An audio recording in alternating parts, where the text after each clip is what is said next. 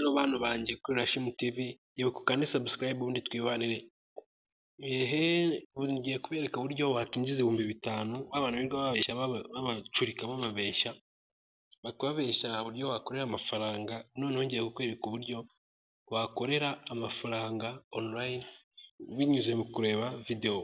Link ya website nayishyize muri description, uragenda uyikandeho maze bite kugeza ahangaha uri kubona muri screen, cyangwa ujye muri comment, iyo link urahita uyibonamo nta kibazo.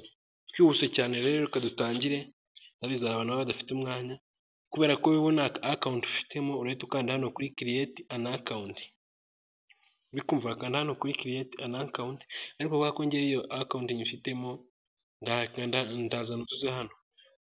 Kukiriya account ntabwo ari ibintu bikaze cyane, ni ukukubaza amazina yawe, kukubaza username yawe amazina yose, ukakubaza password ya email yawe ndetse na email yawe. Ntabwo ari ibintu bikaze cyane.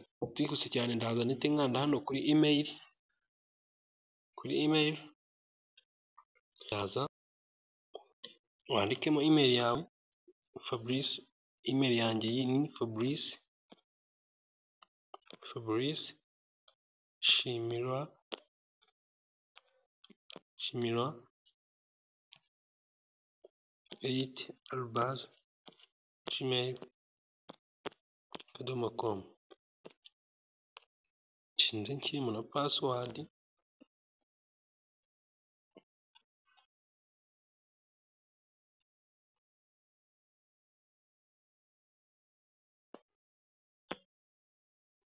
Nurangiza ukande kuri login. Kwa ko nta account ufite, ariko wibuke ukanda hano kuri create. Ukanda hano kuri create.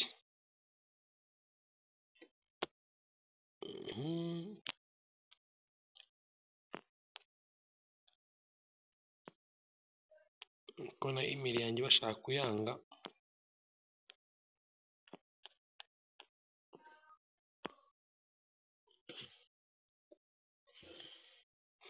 Reka tuze dumwe ku buryo tubigenza noneho.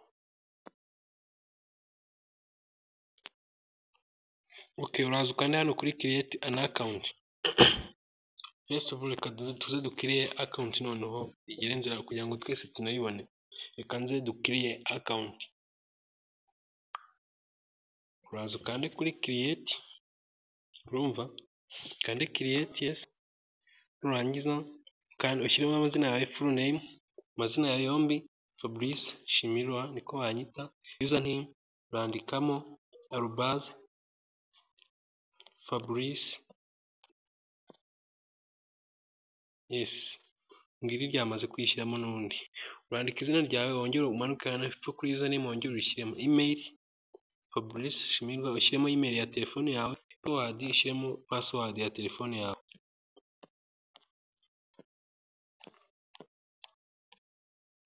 Yes, nurangiza ukande kuri create account.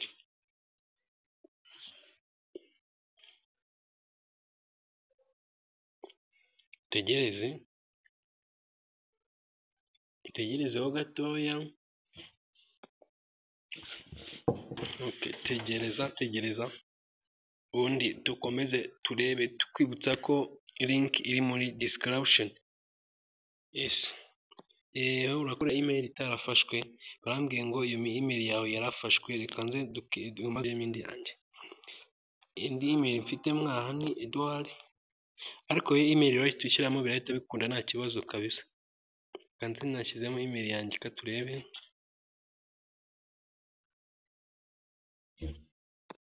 Bitari gukunda, urahita ushyiramo email yawe, ndabizi birahita bikunda. Dore ngibyo byamaze gukunda kare cyane.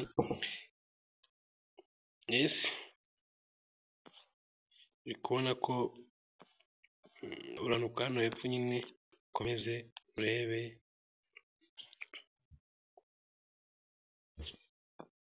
Yes, nurangiza uraza ukanda hano handitse home. Ndagira ngo muri kuhabona. Yewe ngubu rero namaze kwisha. Kugira ngo ahangaho bikuze, ugomba kuba washarinza iyi website abantu bane, ndetse ikaba yinjiwemo abantu 2. ndetse kandi akaba warebye videwo ebyiri, eshanu nako, kandi ukaba hari tasike ebyiri warangije. Ibi byose rero bikorwa gute? Reka nze mbikwereke. Uraza hano ushaka nko kureba videwo, uraza ukanda hano kuri videwo muri kuhabona, kuri videwo muri kuhabona, utegerezeho gatoya,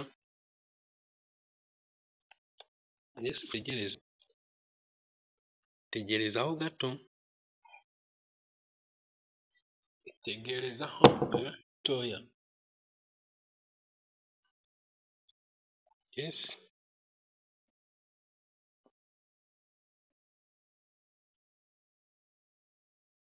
Uraza utegerezeho kangahe? Gatoya.